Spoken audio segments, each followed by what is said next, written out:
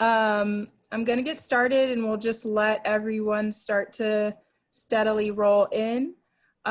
This session is being recorded. We want to make this available to people who aren't able to access it live because we really think this is going to be some very valuable content for the community. Very excited to share this information with you all. I have everyone muted except for our presenters for the time being. And we're going to keep you muted just so that we can allow the participants to sort of not be distracted.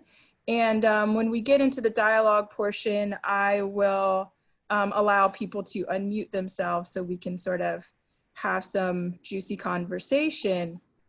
I just want to briefly introduce how this came together. Myself, Brenda, and Akima Price are very interested in the idea of connecting community to the concepts of using natural spaces as a therapeutic and healing tool.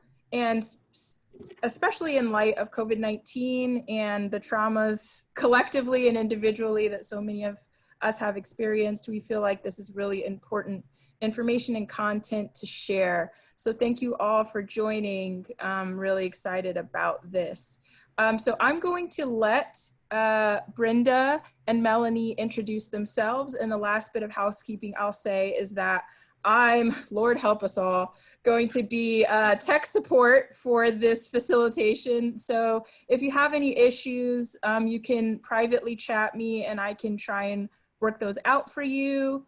And I will just be helping to facilitate the digital end of this workshop, conversation, webinar, what have you. All right, Brenda, if you want to take it away. Thank you. Hi, everybody. My name is Brenda. I'm an ecofeminist. I am a member of Capital Nature. I'm also a member of the Friends of Oxen Run and a member of APOC, who's sponsoring this series along with our wonderful funder, Stacia Turner. I just wanted to share that we were interested in light of COVID and the sadness that has sort of veiled our community. We wanted to do some things that would reignite our spirits and help us to reimagine a new future. So in our efforts to look at things that might be different, look at things that have great possibilities, and look at things that you could do just right outside your door. You don't even have to go anywhere except right outside your door. How great is that? So I'm just delighted that I've had an opportunity to have a forest bathing experience. And forest bathing does not mean bathing in the forest, you guys. So take that concept out of your mind. But Melanie, who is just this extraordinary, powerful giant of a woman who's doing some great things with these guided forest bathing tours that we find very, very special. And we're so excited to talk to you about it and share some things that she's doing. Melanie? Brenda and Stacia, thank you so much. And it's so wonderful to see all your faces. This is our new way of gathering and I'm getting used to it. You know, seeing all the faces pop up and all the names, it's our new reality and I'm embracing it. So Brenda, do you want me to just launch into forest bathing or introduce myself or what would you like me to do? Would you introduce yourself and then you Sure. So my name's Melanie Choukas-Bradley and I'm a lifelong nature lover. I grew up in Vermont and I had a lot of freedom as a child and I spent a lot of time just wandering around the woods and the fields and climbing the trees, reading my Nancy Drew books up in the trees. And when I moved to Washington years ago, I was looking for a job and having a little bit of a hard time finding the dream job. And what happened was I just fell in love with the trees. And so I wrote my first book, City of Trees. And these books behind me are they're all my babies. They're all my nature books that I've written over the years. It's my baby, my City of Trees baby. And do you want me to talk about forest bathing now? Or are you gonna Well, come back? Stacia, did you have something you wanted to share before we go into?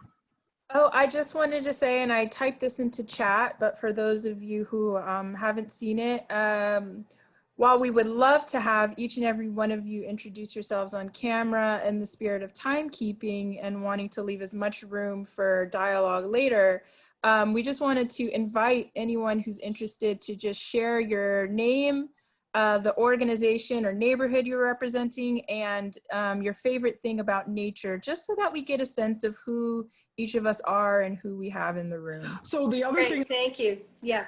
the other thing I'd like to share is that this is a very engaging webinar. We would love the opportunity to get some input from you. So if you don't mind, I'd like the opportunity to maybe check in with some of you guys just to see how you feel about what you're learning and if it resonates with you. If it doesn't, we just want this to be a time where we are all together in the Zoom room and we get to engage. So I hope that's okay with everyone. So Melanie, what are the origins of forest bathing, and how did you take such a particular interest in it, especially here in our nation's capital?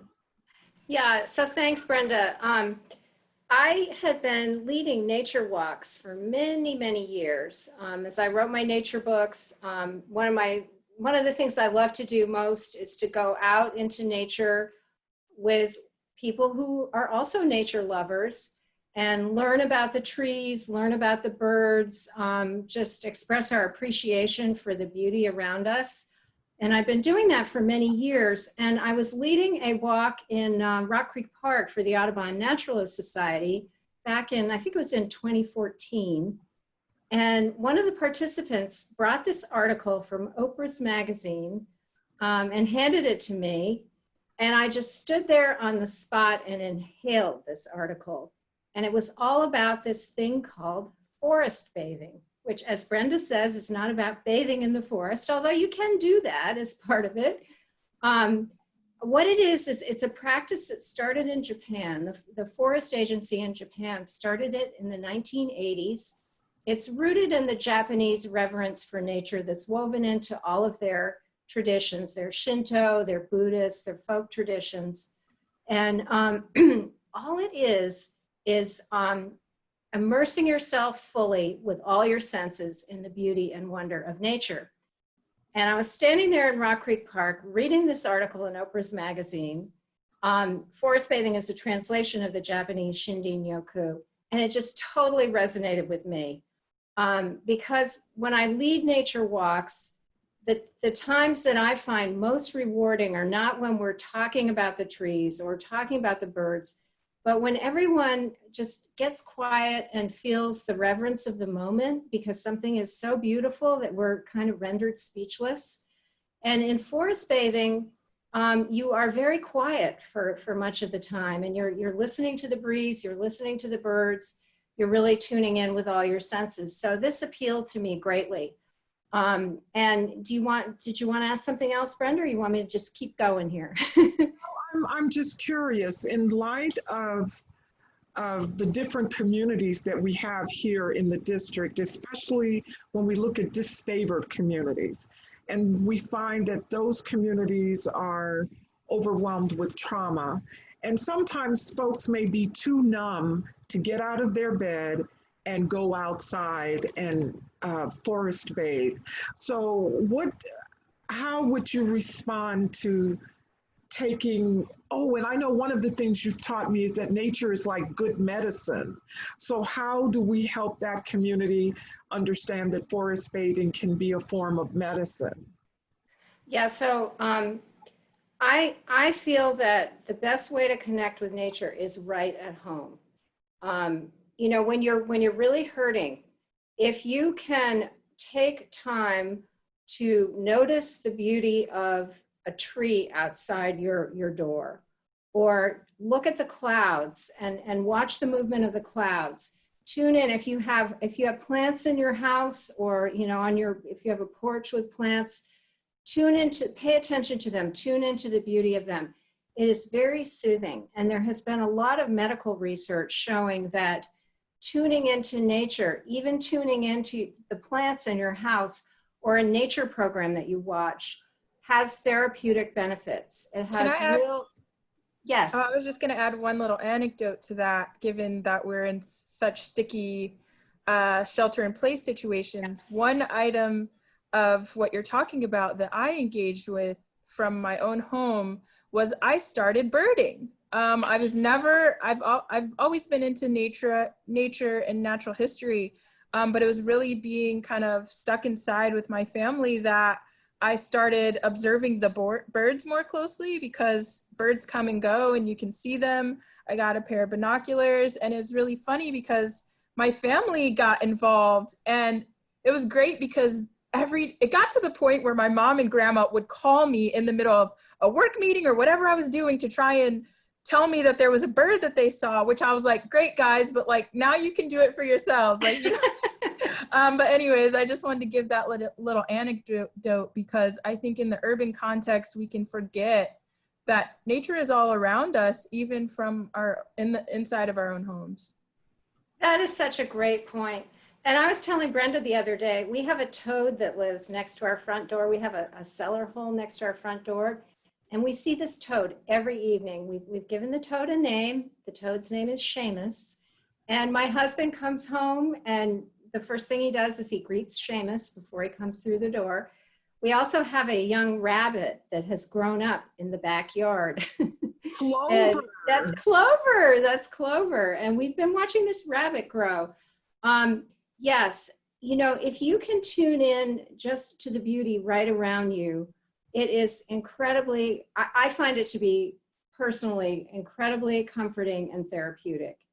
And the health research shows this to be true. So, I mean, a lot of, you know, when we say forest bathing, it doesn't need to happen in a forest. It's really a state of mind. You're becoming fully present in the moment and an awareness of your surroundings. And when we experience the beauty of nature around us, you know, whether it's the birds that Stacia was talking about in her yard, the trees on our streets, the toad, Seamus, we're also surrounded by the city, and we can, you know, the presence of the city sounds is also part of the experience. This was a wonderful forest bathing walk that we did last summer. Friends of Oxen Cove, Brenda organized this, and Stella, who's on the call, helped to organize this. And we had the most wonderful time. We did. On that picture on the upper right-hand side, we have picked up, I think you can see that along Oxen Run, there are all of these beautiful smooth stones. And we picked up these stones and we held them to our hearts. We held them to our faces. I still have my stone right here from Oxen Run. I'd like to talk a little bit, is it okay, Brenda, if I talk a little bit about some of the things you can do on a forest bathing walk that you organize yourself right at home? Yes. Okay, so a forest bathing walk, and I got trained as a forest bathing guide in 2016. I was the first forest bathing guide in Washington, DC. And we now have almost 50 trained forest bathing guides here. So that kind of gives you an idea of how popular this practice is here in Washington and also around the world. I know there's at least one other forest bathing guide on this call, Claire Kelly, my dear, dear friend. She was the second forest bathing guide trained in Washington, and she now lives in Tucson, Arizona. On a forest bathing walk, hello, Claire. On a forest bathing walk, there are kind of three parts to it. And when I say walk, this can be right at home. You can do this right at home. The first thing you want to do is you want to disengage from your to-do list. I think especially women are governed by our to-do lists, and we have all this busy stuff that we have to do all the time. And we are the worriers. You know, we're constantly worrying, and we have real worries. And if you can just let go of some of your worries and anxieties, let go of your to-do list, let go of the news of the day, and just breathe. Just find a place where you're comfortable. settle in, and breathe. And when you do that, when you slow down, your breath can help to calm you.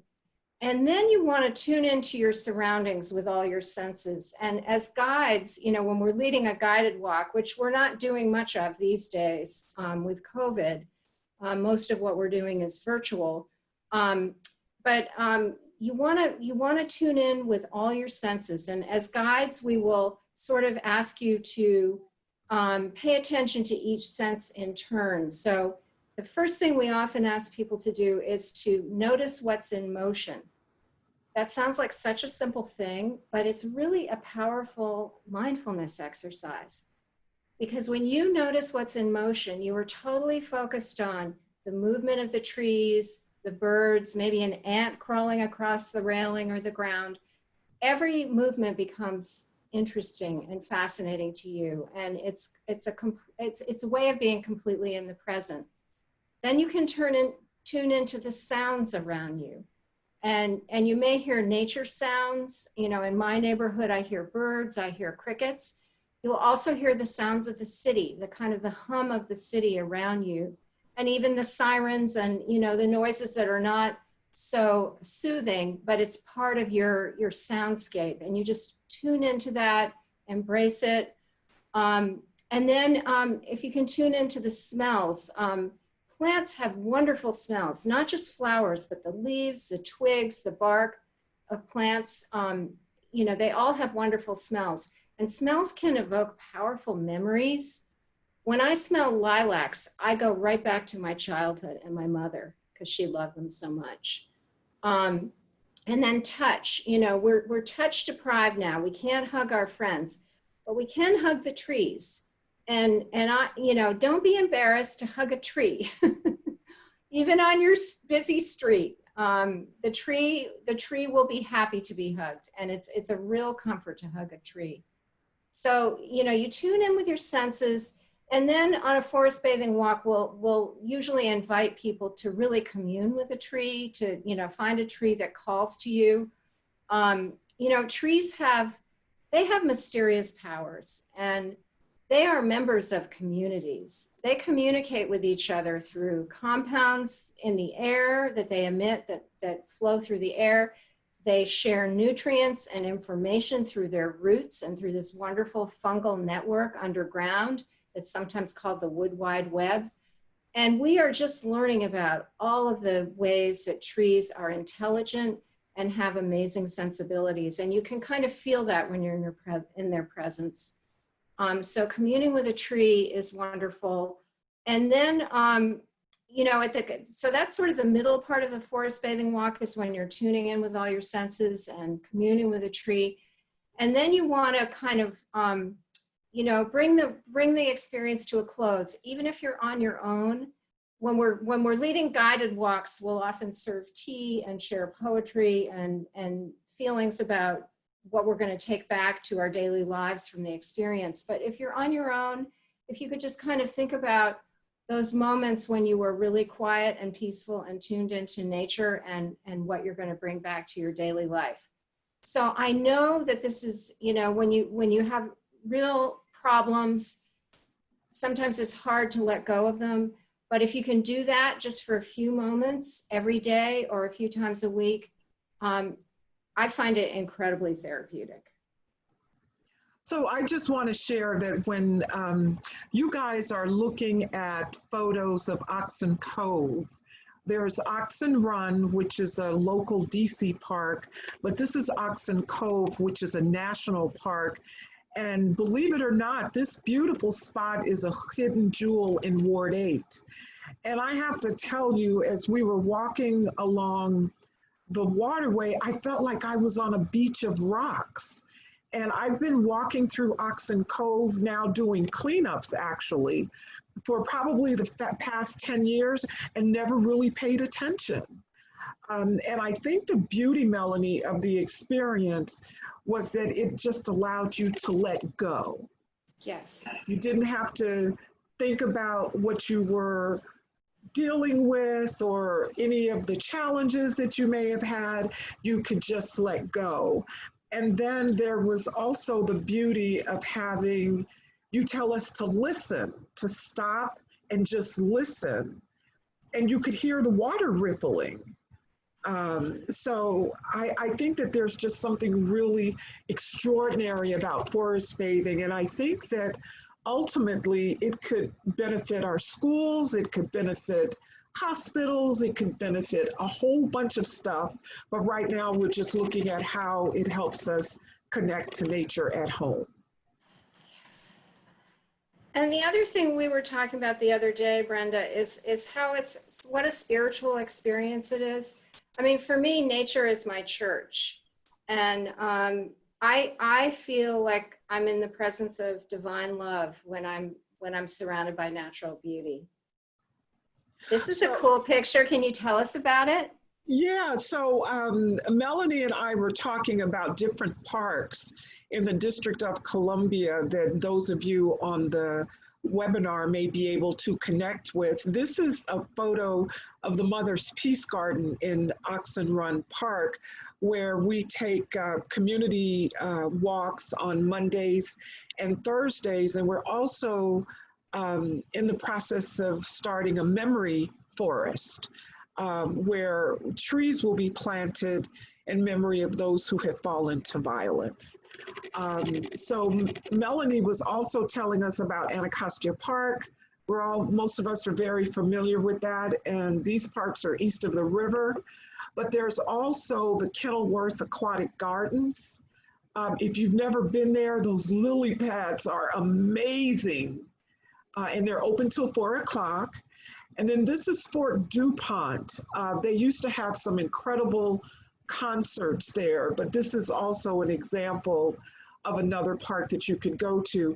But Melanie, tell us about Theodore Roosevelt Island. Yes, and I just want to say, Brenda, I love all the photos you showed of all those parks. I'm so moved by this memory grove that you're going to plant, and I would love to come and see where you're going to plant that. Kenilworth Aquatic Gardens, it's famous for the lotus blossoms in the summer, but any time of year is wonderful to visit. And I think that's another thing about Washington that's so cool is we have 4 very distinct seasons. Today, you can feel fall in the air. It's amazing, this coolness in the air. And all of our parks are really delightful to visit any time of year. Now, you asked about Theodore Roosevelt Island. Well, my new baby, my books are my babies. This is my new baby, Finding Solace at Theodore Roosevelt Island. It just came out last week. And I spent a year exploring Theodore Roosevelt Island. Stacia was talking about it before we started our webinar. That do you want to say something about that, Stacia, about your experience with the island? Yeah, I'll just say I've had worked in Arlington for 2 years before working for the Conservation Fund, and then when I started working for the Conservation Fund, our headquarters office is right across the way from Roosevelt Island. And so when we were still actually in the physical office space, usually at least 3 to 4 times a week, either before or after work, I would run or walk at Roosevelt Island. And I feel like it's one of the best kept secrets of a hidden natural gem in the district area.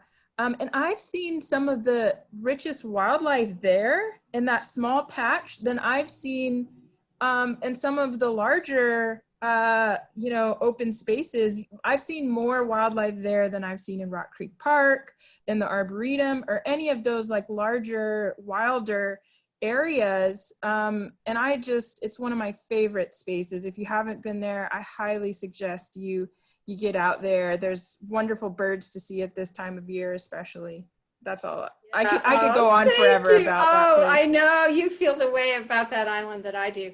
I kayaked around the island last week. You can, the boathouses are open. Thompson Boathouse and Keybridge Boathouse are both open. You have to make a reservation.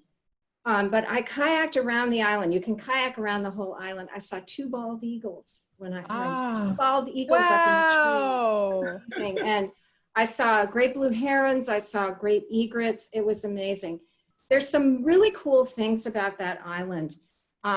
It's right on the fall line. You know, the fall line is where things start to get rocky when you're coming up from the ocean. It starts to get rocky and then you move over toward the mountains. And that was as far as ships could come. So that's why cities grew up, you know, along the fall line in the east. So the reason Georgetown and Washington are here is because that was really the last navigable point.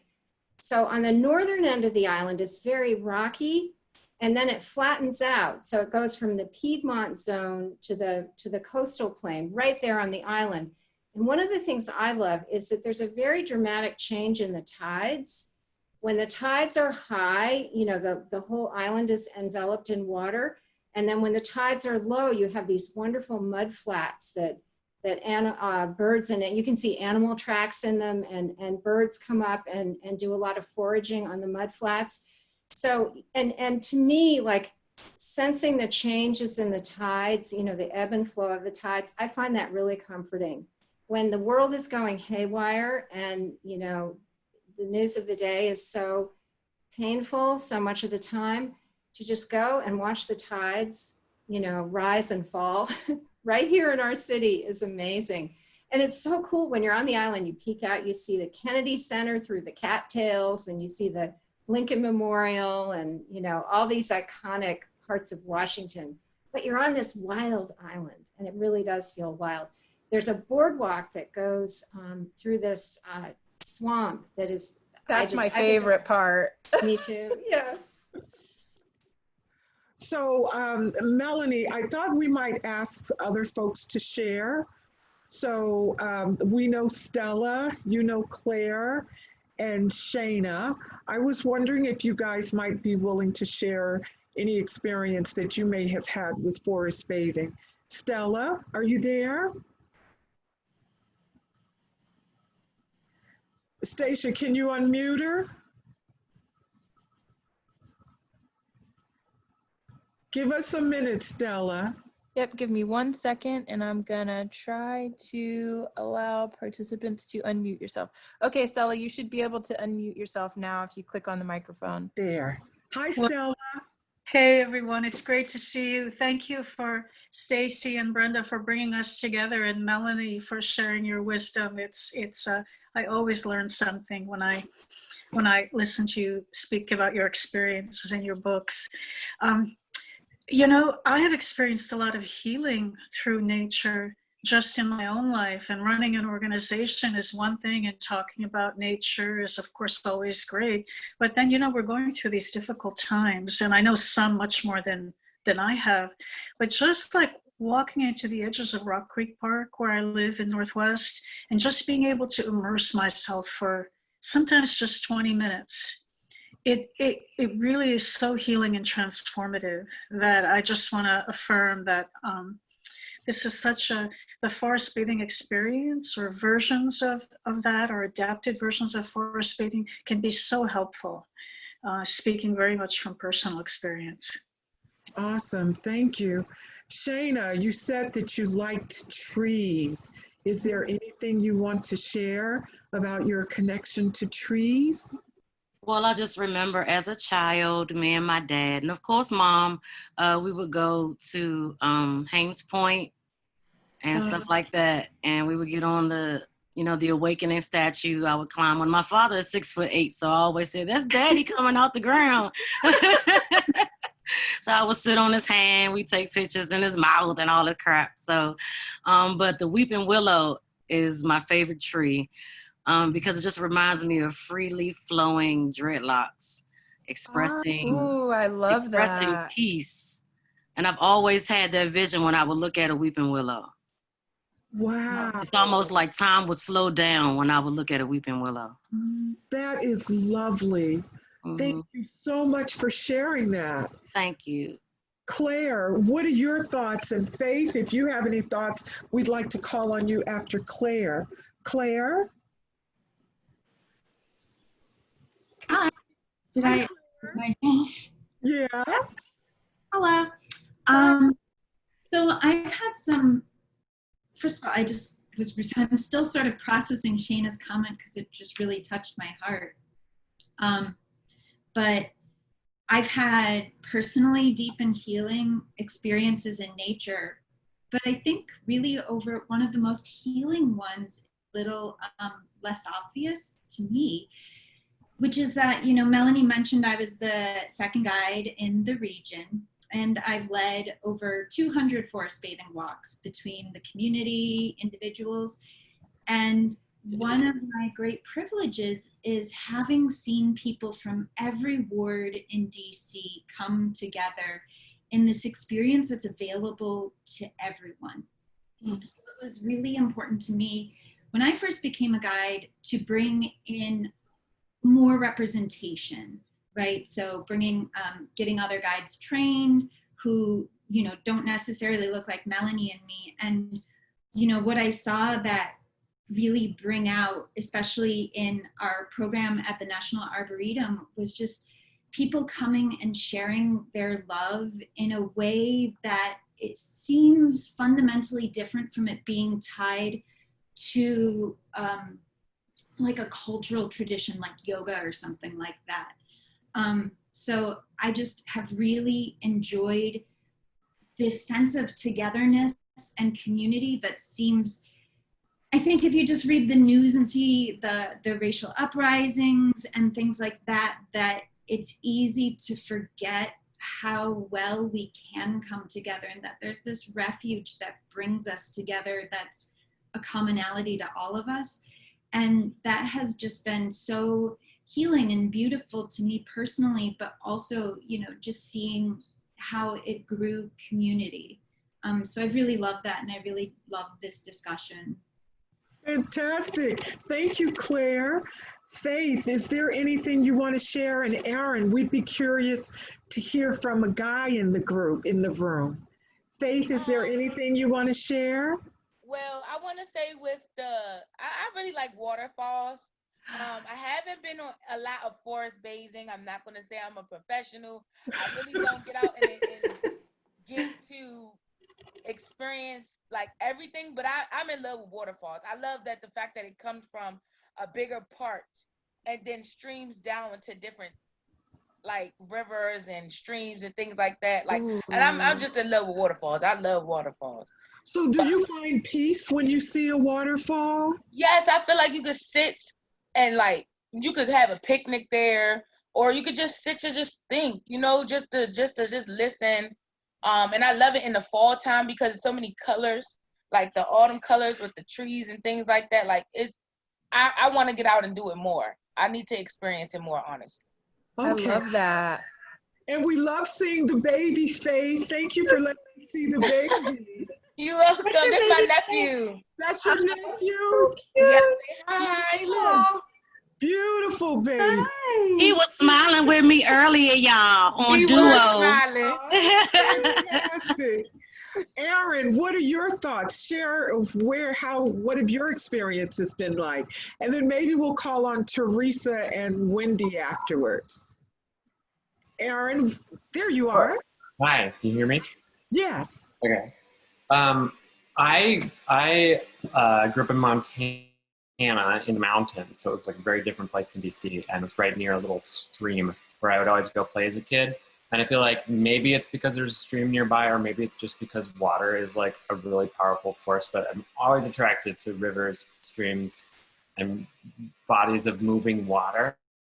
Even to like you don't even have to like touch it or dip your toes in, but even just to hear it, kind of like Faith was just saying about listening to the waterfall, there's something about that.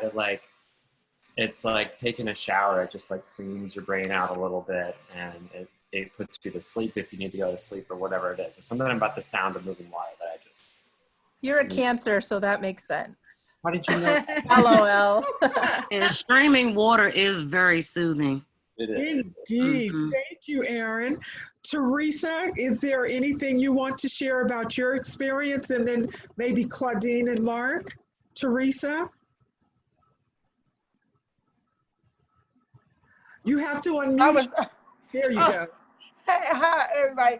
I haven't, well, I can't say I haven't had, after learning the definition of forest bathing, I can't say I never had an experience where I just sat in the woods and just thought and things. But when I was younger, we did used to go to the park and stuff, and we did used to sit out on the benches and things, and just be in the park and in that moment. But now that I know what forest bathing is, maybe I can't, because I was one of those people like, what does that mean, forest bathing? Do that mean I go bathe in the forest? But I can't say I have had those experiences where I've just been in nature and I just enjoyed that moment. So we have a park. Well,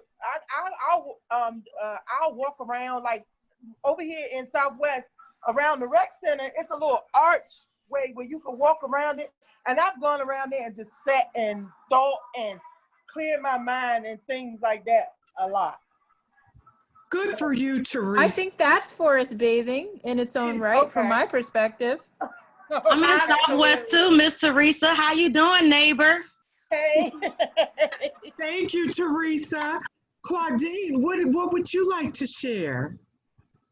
Yeah, I'm just learning about forest bathing myself. I've never really taken the time to just really almost breathe and meditate before, and then open my senses. But I mean, my husband and I go for walks over here, and I live in Wheaton, and we go to Brookside Gardens, and we love it there. And I guess the thing that stands out for me, like a few other people, is the brook, the water, as we walk along and we stop and we pause, and we see the water making the ripples and turning in different, as it pours down. It's pretty, and we just enjoy the sound of it. And I don't know, I like Brookside Gardens because we get a diverse group over here, and I appreciate that, and I can see my neighbors sometimes, and it's nice. Well, Claudine, that's wonderful, because it seems that it brings you such joy as you're just talking about it. So we're glad that you were able to share that. We really appreciate it. Thank you. Thank you. Thank you for letting me come today and to hear all of you. Thank you. Hey, Mark, is there anything that you would like to share? Well, thanks for asking, and thanks for putting on this program. It's wonderful. Thank you.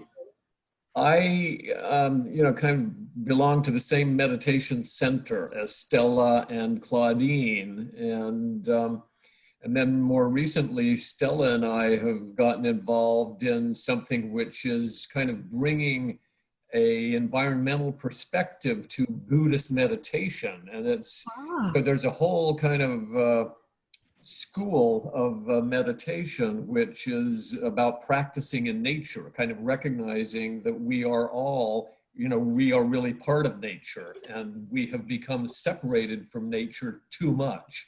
And that's part of the problems people have, is they kind of have just gotten completely kind of separated. So that's been a really great experience, working with Stella and some other folks to see that, and to get out in nature and appreciate, you go out, and one thing Stella did at one time for us is let a group of us out on a walk just around the neighborhood, in a back alley, and even in a back alley, which is mostly bricks and concrete, there's incredible, flourishing of nature, plants and flowers, kind of coming from the cracks. I mean, there's so much to see if you just pay attention. And so that's been a big part of it for us, is, kind of appreciating nature and paying attention to what's there and what's going on around us. So I'm grateful to kind of hear everybody here today.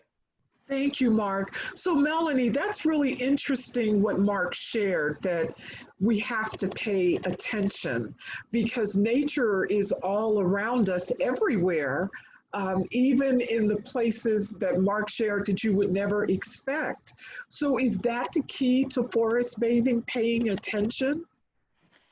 Absolutely. It's a frame of mind. It's paying attention. It's focusing on the nature that is right around you. There's nothing more exciting than seeing plants coming up through the cracks in the sidewalk, or the toad by my front door. If you can really tune in on that level, it will bring you comfort and joy wherever you go.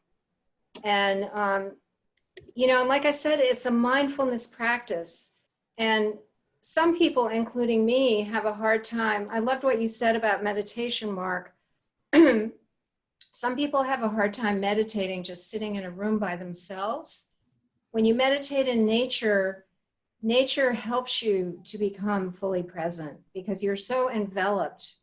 And it's where we're meant to be. You know, you also said, Mark, how we're separated from nature. We were never meant to be separated from nature. We're part of nature. This is our planet. And these are all the living things around us. And I think the more connected we feel with all of life, the more we have that sense, that deep inner sense of serenity and continuity. I had one thing I just wanted to add also to the conversation when we talk about sort of being meditative in nature and being culturally sensitive, as that sort of is in our title.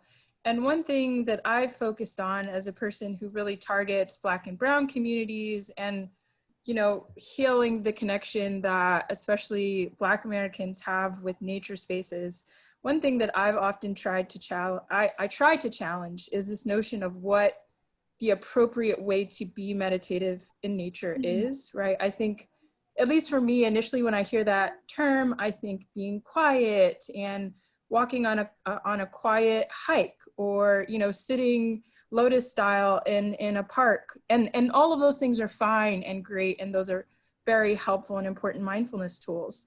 But I think for me personally, equally as meditative is taking my portable speaker and dancing on a blanket in my neighborhood park, just to be outside with the grass underneath my feet, listening to the music reverberating off the trees. For me personally, just having that openness really is so soothing to me. Or having my little speaker on my bike as I'm riding around Anacostia trails. For me, that is extremely meditative. That is immersive for me. So I just wanted to add that in there to say that, you know, there's all different kinds of meditations. There are all different kinds of mindfulness practices. And so don't think that there's one kind of way to be soothed or healed in nature. I think it's getting out there and exploring and playing and figuring out what works for you to use that space and be in dialogue and conversation with it. I am so glad you shared that. And absolutely. I think another point that's related to what you were saying is that we don't feel comfortable in nature. We carry a lot of guilt about what we've done to the planet as humans, and we carry a lot of worry about climate change.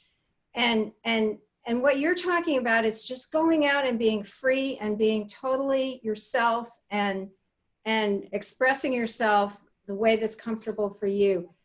We've got to be able to do that in nature. One of the invitations I often give on a walk is pretend you're a child, you know, imagine that you're a child and pretend that you're invisible. And that is incredibly liberating. And then you can just do whatever you want. And we really, you know, Claire and I have talked about how the environmental instruction to leave no trace, which is very good advice when you're hiking. You know, you don't want to leave any trash behind. You don't want to leave waste behind, and you want to carry things out. But we don't want to leave no trace in nature in you know, like in our hearts. We want to feel like we're part of nature and that we belong there. And I think when you just go out in the, you know, into your natural surroundings and you just let go for a few moments, you can feel like you're completely yourself in nature. And it's so important. Thanks so much for sharing that. So Melanie, this might be a good time to do our forest bathing exercise. Everybody, are you ready for your forest bathing exercise?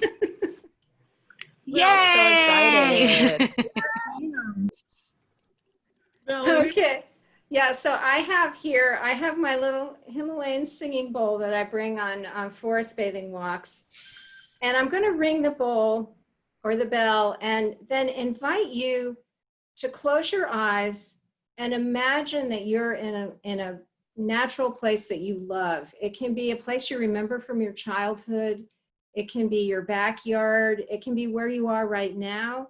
It can be a garden that you imagine, some place where you feel fully comfortable. And I'm going to ring the bell and I'm going to invite you to just go to that place and fully experience it. And then I'll ring the bell again. And if you want to dance and shout while you're there, please do.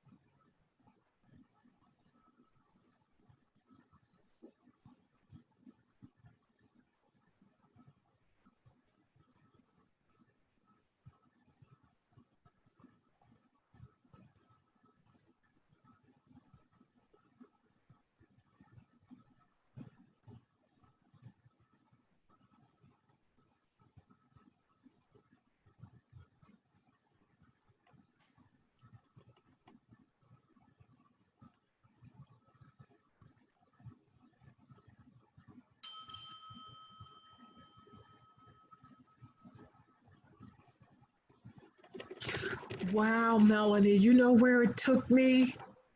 It took me to Polly's Island with my mom on the beach, listening to the ocean, and it was the most spiritual experience we ever had together. That's beautiful. So powerful. Josh, where did it take you? Sorry, I had to get off mute and get my camera on here. So I went back to my great grandmother's house where I spent lots of time when I was growing up. And in her yard, she had a number of maple trees, and she had this big, large southern magnolia in the front yard. And as a child, I spent most of my time retreating to the southern magnolia to just, it was kind of my place of like comfort and my place of where I would process things. So I don't know, I can close my eyes and be back up in that tree just about any time I want to. And that's where I like to go whenever I need a break for a second. Awesome, Josh. Thank you for sharing that. Olivia, where did it take you? Hey, everybody. It took me to a trail in Carolina North, which is a forest in Chapel Hill, which is where I used to live until I moved recently. And it was just this one particular part of the trail that actually widens and allows more light in. But I used to go walking around like 5 or 6, like golden hour. And it's just a really beautiful turn in the trail when the sun is filtering through the pine trees. So that's when I think of the trail and I think of that hike, I always go back to that one particular spot. That is lovely. Thank you, Olivia. Yeah. Cherie, where did it take you? You have to take it off mute.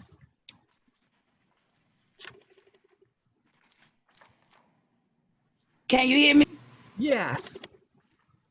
Can you hear me? Yes. Where did it take you, Cherie? Hello? We can hear you. We can hear Hello? you. We can hear you. Can you hear me now? Yes. Yes. I can't hear y'all, but anyway. Okay. It took me to a place when I used to go walking through Rock Creek Park and like hear the water on the rocks. Ah, lovely Rock Creek Park. I love that. Thank you. I hear y'all. Shayna? Wait a minute. Hello? Hello? We're going to put you on mute, Cherie. Wendy, I can't do it. Wendy, where did it take you? thought you said my name. I'm sorry. No worries. Okay. Wendy?